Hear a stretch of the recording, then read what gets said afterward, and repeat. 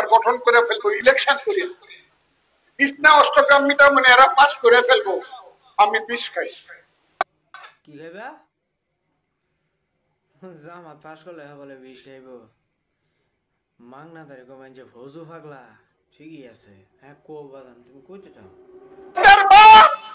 ওই দেহ আমার তোর বাপ বাবা বাবা জুতাটা মুছবার যোগ্যতা রাখে না, আমারে বলে ফলিউ পাক। তোমার ফাগলা কইতো না দে কেরবো, তুমি যে কারবার করো তোমার ফাগলা কইতো না কেরবো, তুমি বিষ খেলবা জামা শিবির পাস করলে।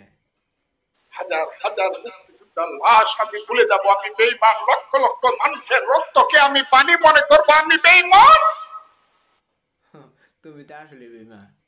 যেটা তোমার বন্ধু ছিল এই বন্ধু রইলে তুমি অনেক বৈদ্য করো, এটা ফাঁস করলে তুমি বিষ খেবা। এই যে শুনুন কি কো পাগলার কথা শুনুন। আমি তো মুক্তিযোদ্ধা, আমি তো বেঈমানি করতে পারি না।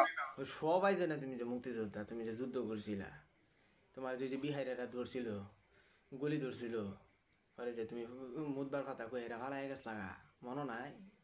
ঠিক সেই দিন কেউ যখন কথা বলে না, যখন সবাই মনে করলো রাজাকারের বাচ্চারা জামাত বুঝে আমাদেরকে মারিয়ে ফেলবো, আমি সেই দিন বলছিলাম এই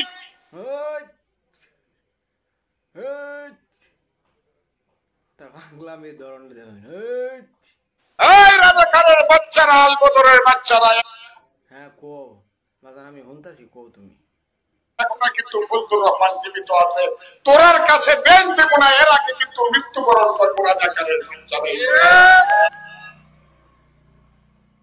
মানে হেরা কনফার্ম করে রাখছে এরা ক্ষমতার মধ্যে যাইব, আর জামাত গেলে হ্যাঁ বলে বিষ খাইব। তার কথাটা শুনুন। হ্যাঁ সাবধান, হেন ফৌজু ফাগলা কথা কইতে আছে, হেন কোনো স্লোগান চলতো না। আমার ফাগলামের সামনে তোর স্লোগানের কোনো খাওয়া নাই, কই দিলাম সাবধান। হ্যাঁ কো বাজান তুমি কো, কেউ স্লোগান দিত না। হ্যাঁ কইতো না, আমি দেব না। 2 দিন যখন বললাম এই কইরে রাজাকারের বাচ্চারা আয় দেখি আমাকে মা, তখন বলা শুরু করলো আরে এই পাগল কোথা থেকে বাড়িছে,